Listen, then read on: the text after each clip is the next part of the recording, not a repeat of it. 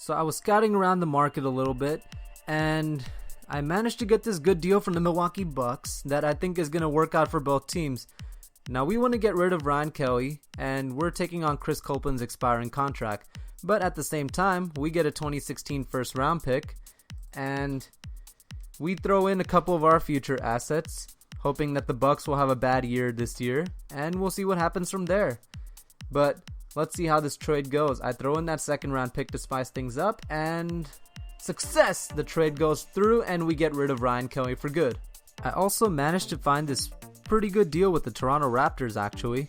They want to take on Nick Young and Robert Sacre's contracts when no other team would, but they also want us to take on Terrence Ross's contract, and they're willing to give us Bruno Caboclo as a parting gift.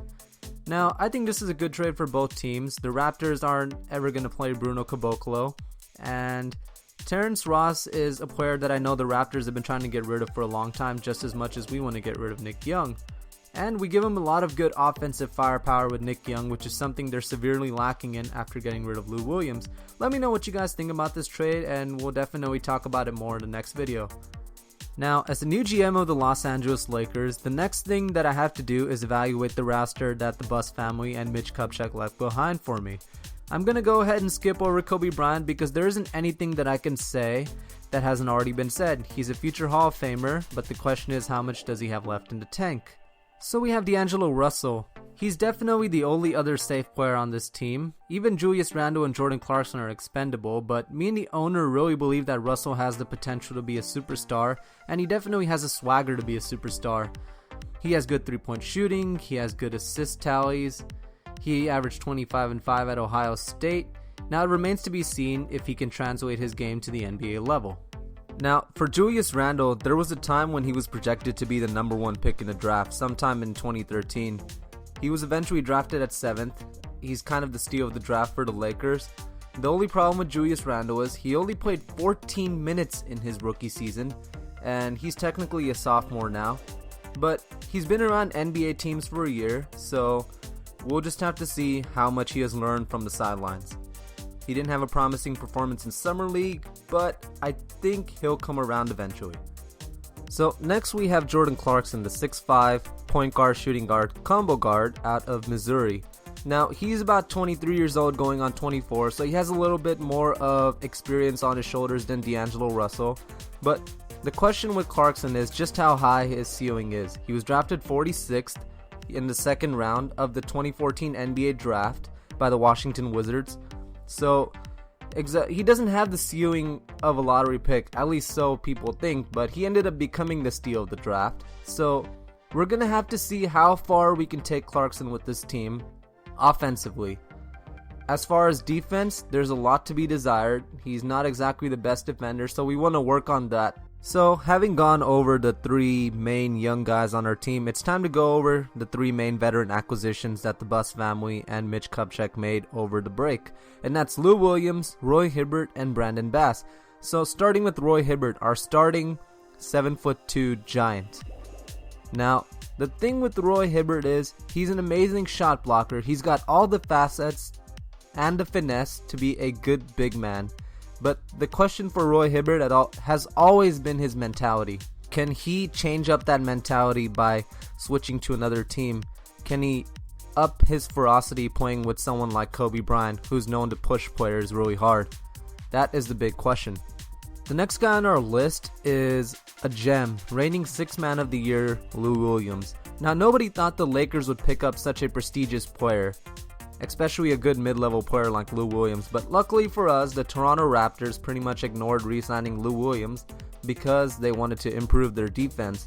So that brings me to the statement that Lou Williams is an offensive juggernaut. He can score any way he wants, but as far as his defense, it's pretty much subpar and below average like Nick Young's. And speaking of defense, this brings me to the next guy on our list, Brandon Bass. Now, I'm pretty sure what Mitch Kupchak had in mind with bringing Brandon Bass is that he wanted a player that could tutor Julius Randle and teach him all the facets that the Lakers want in Julius Randle. A defensive, hustling big man who has the mid-range jump shot and occasionally the 3 in his arsenal. Now, of course, we know Randle's going to be more versatile than that, but I think Brandon Bass is a good tutor and a good backup power forward for the team. The next thing I'm going to do is talk about our 3 other rookie acquisitions. Now, the first guy I'm going to talk about is veteran EuroLeague player Marcelo Huertas. He has a good reputation overseas, but the question is, can he translate his playmaking style of basketball to the NBA? He's an outstanding playmaker, and the obvious reason that he's here is to tutor D'Angelo Russell in the same way that Brandon Bass is tutoring Julius Randle. The next guy we have on our list is Larry Nance Jr. Now, Larry Nance Jr. is the son of Larry Nance Sr., and a lot of people were baffled when the Lakers picked him. But I think Larry Nance Jr. has the athleticism and the defensive prowess and the experience to be a solid backup power forward for this team. He can make a good tandem with Julius Randle if things go right. But he's also expendable right now, so we'll see.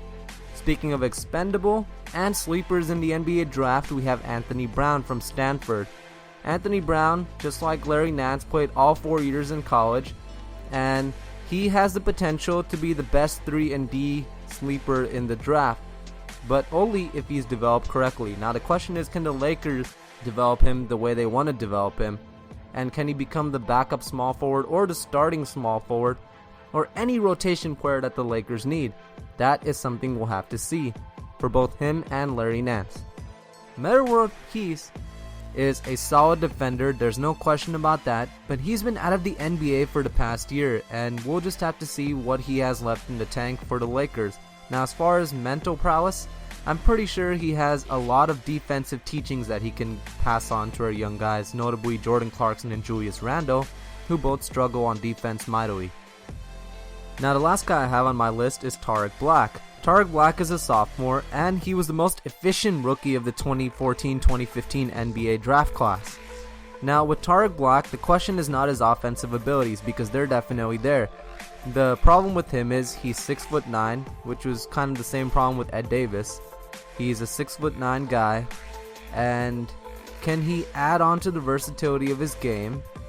Can he improve his defense without fouling? And can he improve his toughness, because toughness has always been a question for Tariq Black.